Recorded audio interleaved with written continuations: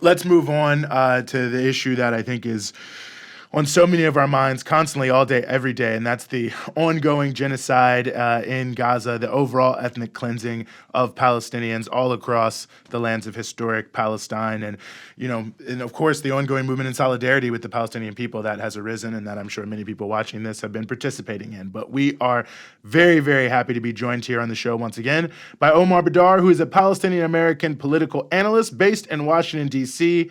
Omar, as always, thank you so much for being with us. Thank you so much. It's always good to be with you guys. How are you? As my good friend Jared Ball says, about as well as can be expected in these sorts of times. Yep. Certainly. The world art. It's the best we can do. Yes. I wanted to start with the story from the Lancet about the potential death toll, future death toll, direct and indirect deaths, 186,000 plus. Who exactly knows? Which is another point they were making, and it almost. I don't know, maybe for us, this was a story that hit hard. It seemed like it was everywhere, as all over our social media feeds. But a friend of mine pointed out to me, she was like, I haven't heard about that. And I said, oh, really? And she said, yeah, I didn't really see it at all. And it just seems so amazing that despite all of the controversy we had, you remember very well, Omar, about whether or not the Gaza Ministry of Health could be trusted. And we had to go through 3 weeks, of people questioning what it was or what it wasn't, New York Times, Washington Post. And then now we have this study from the most prestigious medical journal on earth, and it's like crickets. Yeah, it's incredibly stunning. And you look at, so many comparisons, right? Also with the bombing of the hospital in Ukraine and the sheer contrast in the way the media deals with it, with the way our politicians talk about it. And yes, absolutely. With this Lancet, the article that came out there, the estimate is incredibly credible. It's quite clear from the very beginning that whatever estimate that we have coming out of Gaza is most likely a very severe undercount, given the fact that the sheer destruction of infrastructure in Gaza, the destruction of hospitals, the databases where these kinds of counts are kept up. What's happening in Gaza is complete and total erasure. So you would expect that there would be an undercount because it's almost impossible for any authorities existing there to be able to get to all the areas they need to and to get an accurate count. You add to that the fact that 35% of buildings in Gaza have been completely obliterated. And there are estimates that put it at about 10,000 people who might be missing under the rubble of those destroyed buildings. And then you add on top of that, the thing that was really emphasized in this Lancet article, indirect deaths as a result of this genocide. When you completely obliterate the health care system and there is no food and there is no water, and you can think of all the preventable deaths, had people been just able to go get a checkup and get something resolved that they can't anymore, there is no question that the death toll is significantly higher and is going to continue mounting even when this genocide is ultimately ended. And frankly, they used the words conservative estimate when they put it at 186,000. So I think it's very, very likely that the numbers are going to be horrifying once this all comes to an end and we actually get to see an accurate count and talk about Gaza's ability to sustain life. And the thing that I think is worth emphasizing here is that it all fits precisely into the stated objective that Netanyahu laid out.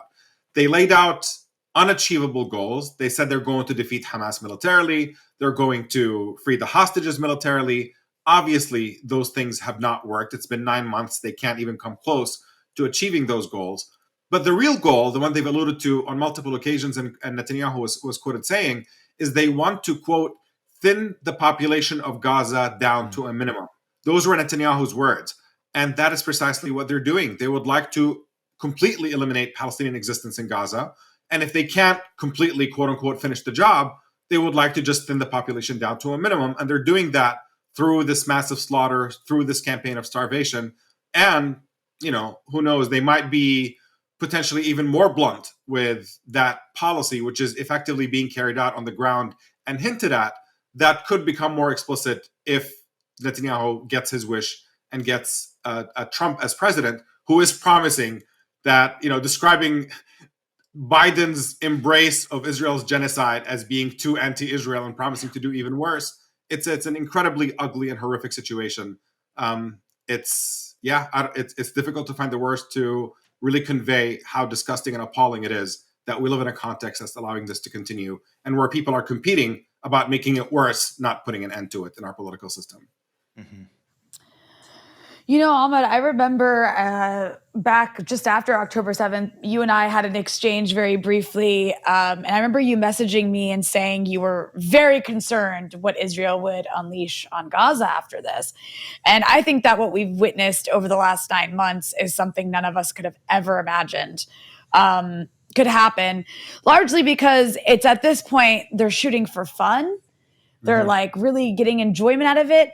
And to what Eugene was saying about the fact that this Lancet story got very little, if any, coverage in mainstream US media, another thing that there's been radio silence about is the Israeli lies about October 7th, specifically one that was just confirmed as a pretty big lie. And that is Israel actually, we don't know how many, but Israel was responsible for the deaths of some of its own citizens on October 7th with the Hannibal Directive. We saw this pretty big piece in Haaretz a few days ago, essentially confirming what had already been reported by some Israeli media and some independent media outlets in the US about the Hannibal Directive.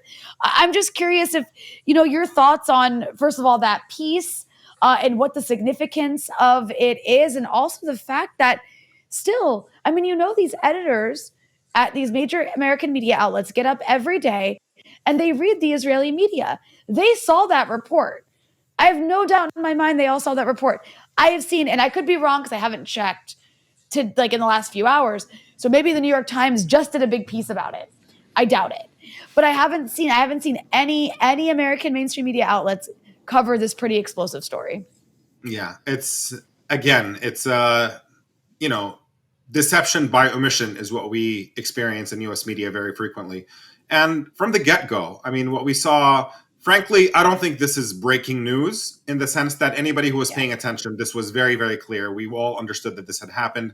It was very clear from the statements of Israeli eyewitnesses who had testified to what they had seen, primarily Israelis firing at them, the Israeli military firing at them, and about the fact that, if you remember the estimate from October 7th, initially the Israeli government said that it was 1,400 Israelis who had been killed, and then later on revised that number down to 1,300, then 1,200, and then 1,100 something.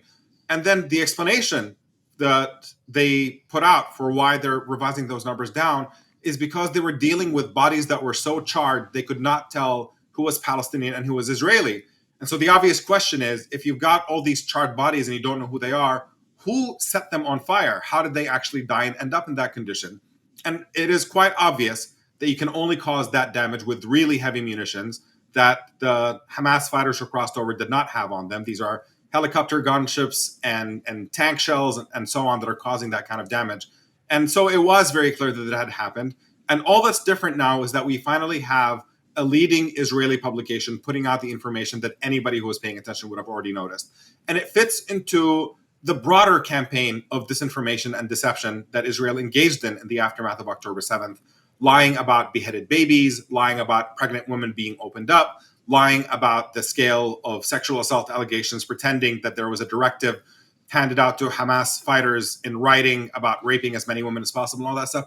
It was all to make a situation that frankly is a crime already. There's no denying it that, Hamas fighters and other factions that crossed over did commit atrocities. That much is undeniable. But it was not enough to say that they had committed atrocities. They had to make those atrocities as inflammatory as possible. They had to bring those numbers up to as high a number as they possibly could, all in order to justify what Israel had intended to do. And Israel did not merely intend to respond by killing a few Palestinians here or there.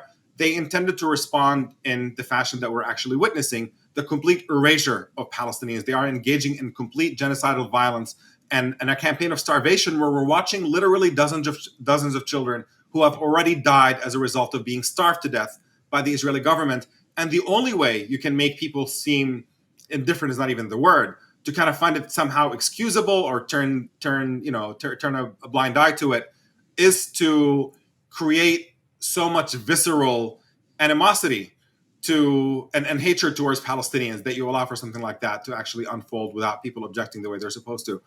Thankfully, it has not worked. The world is outraged. The world, everywhere that you go, even in the United States, a country in which the media wall to wall essentially provides an Israeli narrative about everything that is happening, portrays Israel as the protagonist, in this so-called conflict portrays Palestinians as the adversaries. They are the antagonists. And even in that kind of media climate, Israel's atrocities have been so horrific that the majority of Americans, overwhelming majority, opposes what is unfolding, wants to see a ceasefire. A majority of Democrats and Biden voters are describing what Israel is doing as a genocide. I mean, you just can't hide the scale of these atrocities. But clearly, what Israel had succeeded at least in the early days, is give an overly inflammatory portrayal of what unfolded on October 7th as a way of buying some time to carry out the genocide that they are currently unfolding, thinking that they would have been able to achieve more significant goals earlier. But they are proven to be completely unsuccessful. The only thing they have accomplished, if you can call that an accomplishment, is the complete and total devastation of the civilian population in Gaza. No, I think those are extraordinarily important points. And it brings me to another point here. And it actually reminds me of something that Netanyahu said back in 1989, actually, that I remember I read shortly after the Tiananmen Square incident in China. And he spoke in the Knesset and he said, we made a huge mistake. When this was happening, we should have expelled all the Palestinians because the world wouldn't have been paying attention. And I was thinking about that the other day when I was looking at some of the devastation in the West Bank after an IDF operation. And it almost, the level of just extreme sheer atrocity happening in Gaza, I feel has created a situation to where, I don't know if unprecedented is the right word, but this extraordinary attempt to accelerate the land grabs and the destruction of the Palestinian community and arresting so many people in the West Bank to really, as the Israelis love to say, impose facts on the ground, which feels like another side of this story that it's obviously being touched on somewhat and by some people, but it seems like an even more pernicious aspect of what's happening, if we can even get more pernicious, that they're using so much of the focus around what the crimes they're committing in Gaza to actually accelerate what's happening in the West Bank, that I think to the world community and media sometimes then seems comparatively tame and thus gets less coverage. Yeah, I think that's absolutely correct. And we've never seen the rate of the killing that we're witnessing in the West Bank right now in literally decades. I mean, more than 500 Palestinians being killed in the past few months in the West Bank is a pretty significant number. And a good chunk of it, not just Israeli military operations, but also Israeli settlers who are running rampant in the West Bank without any accountability, attacking Palestinian families, setting Palestinian orchards on fire, destroying Palestinian homes. I mean, you have a scale of impunity right now where you have a settler population that is running wild, carrying out pogroms against the native Palestinian population in the West Bank, and the world is largely turning a blind eye to it. And it's ultimately, the West Bank is of more strategic and religious significance for Israel. So that's really the land that they're even more interested in holding on to and taking over completely than Gaza, for that matter. Gaza is to Israel basically is primarily a burden. They see it as a significant population center of Palestinians. They wish they could just cut Gaza off and send it over into the sea. In the case of the West Bank, that is definitely land that they want. There's, the region is not particularly resourceful when it comes to water, but there are significant water aquifers in the West Bank. There are a lot of major cities in the West Bank that have significant religious significance for a lot of settlers that live in the West Bank. And so that is an area that Israel is very much interested in taking over. And what has always been an ethnic cleansing in slow motion, that is their standard policy in the West Bank, is now being carried out at a much more accelerated rate. And it's happening precisely because the world is distracted. And you see it in they just had the most significant land grab also that they've had in decades just announced in the West Bank. And they're portraying it as a reaction to the world recognizing Palestinian statehood, to other people kind of objecting to Israeli policies. But don't kid yourself, Israeli policy with or without any kind of world recognition of Palestinians or any of criticism of Israeli policies is the continued colonization of the West Bank. And, it's not much of leverage when you say, we're going to carry out colonization in slow motion, but if you criticize us, we're going to speed it up. What you really need in that situation is meaningful intervention to put an end to it. That means real consequences on Israel. It's not enough to say that we recognize Palestinian rights or self-determination or Palestinian rights to their land or all that stuff. Recognition is great. Certainly it's welcome. But in the face of an entity that is so deeply racist and anti-Palestinian and violent, being armed by the world's most significant superpower, That's a dynamic that is not going to lead to anything positive unless the world takes a stand. And if you're afraid to confront Israel and you're afraid to confront the United States, you're afraid to kind of try to intervene in any meaningful way, there's a much simpler option. Simply end your relationship with Israel. Don't deal with them. You can simply boycott, divest, and not have anything to do with a country that is engaging in that kind of behavior. That is the bare minimum. So if confronting the United States and Israel feels like too heavy a burden, all we're asking for, all Palestinians are asking for, is that people not be complicit in that crime, isolate Israel, make sure it is treated like the pariah state that it is, and that it can't have normal relations with anyone in the world until they start treating Palestinians like equal human beings. That is the bare minimum. And to live in a world in which so many people object to Israeli policies and criticize, and yet they're not willing to take that minimal stance, I think has been incredibly disappointing. And it's a level of hypocrisy that really ought to be called out when you look at how they react to other human rights abusers around the world and the sanctions they impose on them and so on. Well, as always, Omar, we appreciate you helping bring clarity to all of these important issues. Omar Baddar, Palestinian-American political analyst, thank you so much for your time here in the Freedom Side. Thank you very much. Really appreciate it.